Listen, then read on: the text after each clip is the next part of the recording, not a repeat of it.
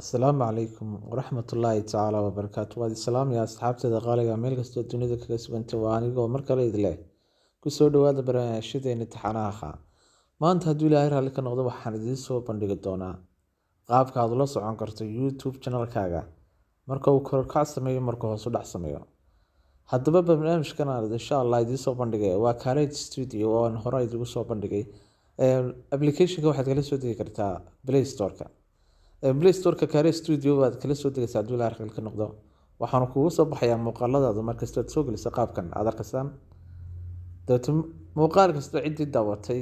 salaam muuqaalka koowaad hal qof baa daawaday kan labaad afar baa daawaday iyadoo ay sidaa tahay haddana waxaad kala socon kartaa dhaqdhaqaaq kasta yacni maalinta 24 saacadood bay isugeynta muuqaalada channel-kaaga daawaday ayuu ku soo bandhigay salan 24 saacadood ee ugu dambeeyay baan hadda eegayaa bal intii daawatay YouTube channel-kan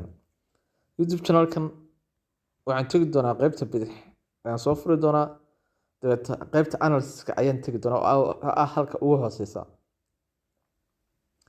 waxaa daawatay 8700 qof 24 saacadood ugu dambeeyay isbuucii ugu dambeeyay baan halkan ka eegi doonaa hadduu Ilaahay raalli ka noqdo last 7 days ugu dambeeyay 93770 qof daawaday waxaad arkaysaa inuu hoos u dhacayo calashaan hoos u dhac buu sameeyay wixii ka dambeeyay 27 January muuqaaladu hoos buu soo dhacayeen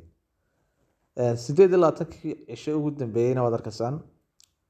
12 January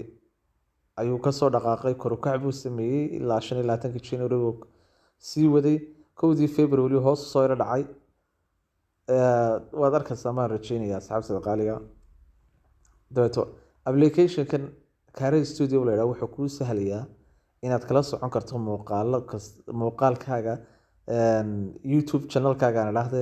habka uu lacagta u sameynayo waxaad kala ka sameyn kartaa isla application-kan inaad tags-ko kale aad